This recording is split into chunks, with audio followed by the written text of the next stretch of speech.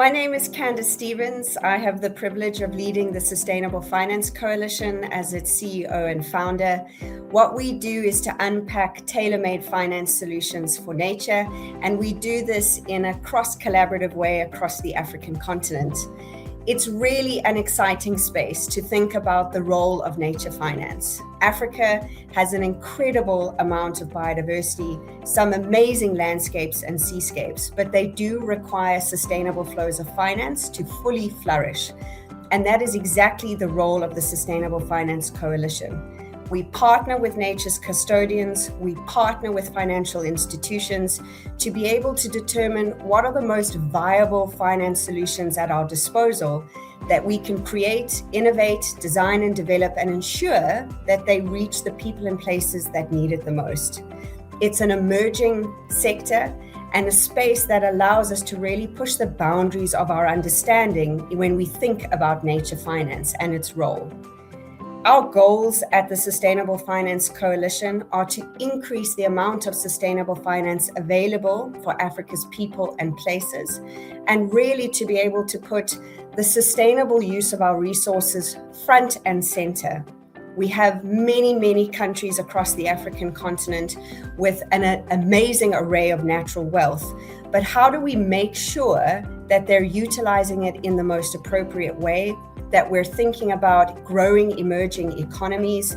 And this is exactly why the Green Economy Summit is such an important discussion point and why nature finance plays such an important role. The coalition is there to be able to showcase exactly what is possible when we innovate for solutions around nature finance. Some of the finance solutions that we're currently working on, they're an incredible diverse array of different types of finance solutions, everything from impact funds to outcomes funds, tax incentives to biodiversity credits, and much more. These are all captured within the Sustainable Finance Coalition's inventory of finance solutions. It's an open source platform for anybody to use to see exactly what's out there from a nature finance innovation point of view. But all of these finance solutions come from one primary source, and that's the finance model that the coalition uses. We have a three-part finance model that we work together with different stakeholders across the African continent to use to develop these tailor-made solutions. Our finance model, very simply, is find, design, and mobilize. How do we find the most viable finance solutions for a specific conservation need, a green economy boost, or a specific intervention that needs to happen in a certain sector? How do we then design those viable finance solutions in a way that is practical, that we can implement them, build out those funds, instruments, and mechanisms? And importantly, how do we mobilize the social and financial capital to take these new innovations to scale? Our finance model is being applied across 15 African countries and the Southwest Indian Oceans with an enormous array of partners. We see 17 different types of finance solutions at a typology level, replicated 65 times across this enormous footprint. It's an incredibly exciting space to be in, to see the finance model working in so many different places with so many different types of people, starting to unlock those new and exciting sustainable flows of finance for nature. Some of those finance solutions are going to be on display at the Africa's Green Economy Summit. And importantly, some key discussions around impact funds for the blue economy, discussions around the African Buyers Club for biodiversity credits. And so I invite participants to really dive into the inventory and see what are the new innovations coming off our continent.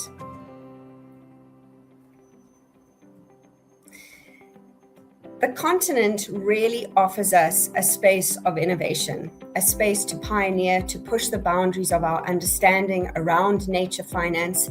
And biodiversity credits is just one of those examples. There are going to be some critical discussions taking place at the summit, but importantly, these discussions are happening in many parts of the world and in many different forums in Africa. Biodiversity credits offer us the ability to start to value nature for nature's sake, to look at the intrinsic value of nature and our activities around it, to safeguard it, to enhance it, to maximize its benefits for people and for economies, and then be able to ensure that we can encapsulate that in a unit that is measurable, that is verifiable, and actually has an amount allocated to it. It's an exciting space, an important discussion. There are risks, but there are also an incredible amount of opportunities in this space. I really do believe that the African continent is a space to be able to pioneer biodiversity credits. And importantly, as developers start to build out biodiversity credit methodologies and projects in different parts of Africa, different countries, different landscapes and seascapes, the role of the Sustainable Finance Coalition is to come alongside them and be able to address the demand side, to work with buyers, to look at high integrity credits and say these are best in class. These are biodiversity credits that have been thoughtfully, carefully designed, that they really match conservation outcomes and community livelihoods on the ground and are best in class for purchase. And that is exactly where the African Buyers Club is positioned to be able to address that demand side. And so I'm optimistic in seeing how Africa is able to take some of the first step towards what an emerging biodiversity credit market would look like. This system is constantly evolving, it's constantly changing. There are many opportunities and there are also many challenges. So to unpack that in a little bit of detail, I think the first major challenge that we're facing is that nature finance is still relatively new. But excitingly, there's a huge groundswell of support, there's a groundswell of interest, there's a groundswell of innovation, and that's starting to build like a tsunami. Importantly, the growth in nature finance, the growth in being able to target sustainable finance solutions towards nature ties in with green economy discussions for a vast majority of countries. And with that groundswell of opportunity, the challenges we face can really be broken down into 5 bite-sized chunks.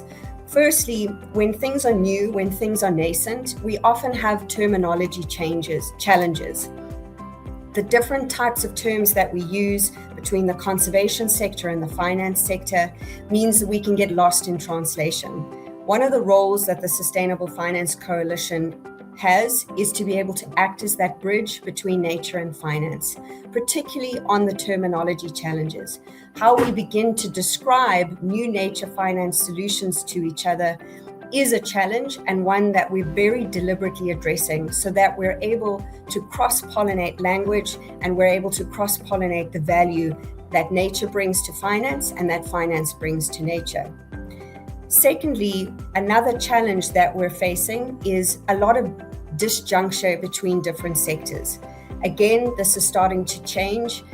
We use the word coalition very purposefully in our name because we bring together such a multitude of sectors across governments, numerous different private sector partners, multiple financial institutions and financial players, and of course, a wide array of conservation NGOs and community-led organizations.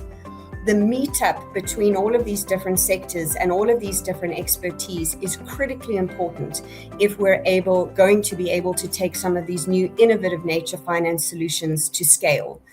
And so cross-pollinating, not just in language, but also in sectoral expertise is a challenge that we need to very deliberately address, to partner and collaborate with one another so that we're able to innovate as quickly and effectively as possible.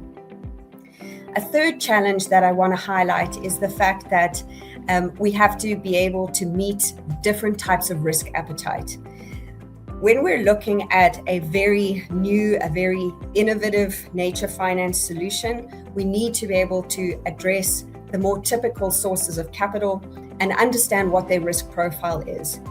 There is obviously a different risk appetite in different types of capital stacks, different types of institutions and how they're framed and how they operate. And so having those discussions around risk appetite is one of the challenges that we need to be able to address right up front. It's simply not possible to take some of these finance solutions to scale without fully understanding risk appetite. Which brings me to the next challenge, and that's really around return and understanding what returns we're really talking about. Nature brings with it the opportunity to have enormous impact returns, and we need to be able to couple that with financial returns. The balance in impact returns and financial returns is a challenge that we are still grappling with, but one that we're able to build into our finance model and address collaboratively to really begin to understand how to find that balance. There's no point in increasing the amount of finance available for nature without concretely adding that into actual impact on the ground for specific species and for specific people. So merging impact and return together is a challenge that we continually grapple with, and one that we're starting to see addressed in each new individual solution that comes online. And lastly, I think one of the major challenges that we're facing, not just for nature finance, but more particularly for biodiversity credits, is to be able to see first movers. Those organizations and individuals within those organizations who are willing to take that very first step, who are willing to step out of the boat, to try something new, and to be able to engage with partners to fully understand a new financial innovation. We're hoping that the African Buyers Club is going to provide a very unique, a very tailor-made space to be able to have that type of matchmaking, to be able to allow first movers in the nature finance space to really find the transaction that fits their appetite best, so that we're going to start to see exciting new transactions.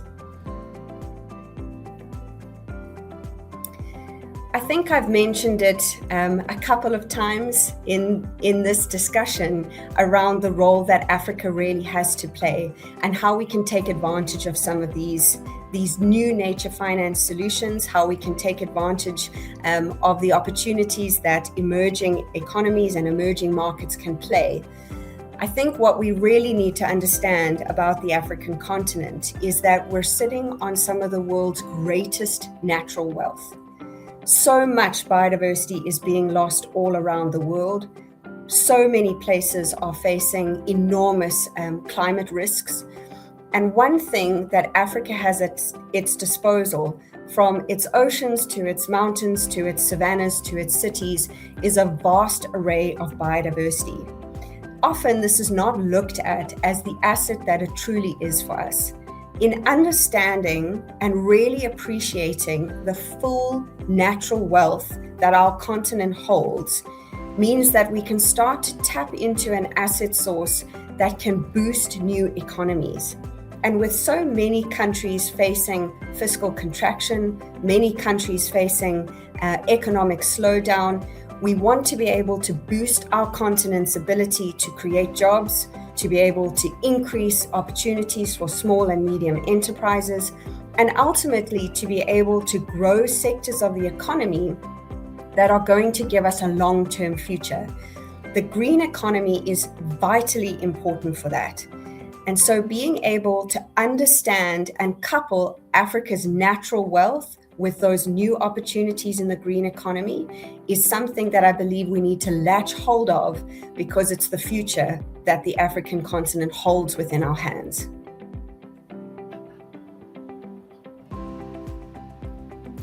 At the upcoming Ages Summit, which we're all looking forward to, we're going to be having a dedicated session on biodiversity credits. We'll be discussing a lot more about the African Buyers Club that I've referenced already.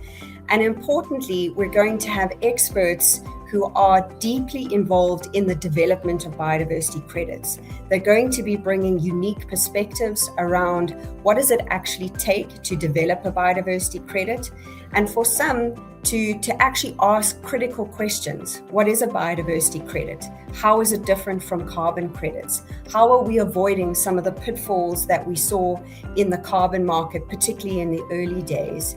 How are we going to price biodiversity credits? How are we going to address the demand side of biodiversity credits? All of these types of questions and more are going to be unpacked in our session.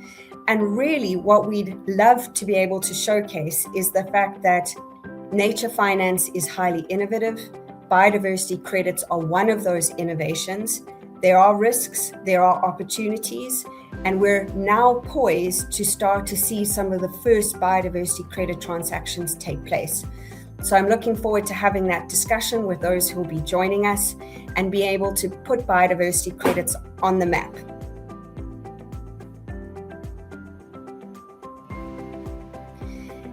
I think it goes without saying that the green economy, regardless of which country you're looking at, has that critical role to play in being able to advance economic opportunities and economic growth in a sustainable way.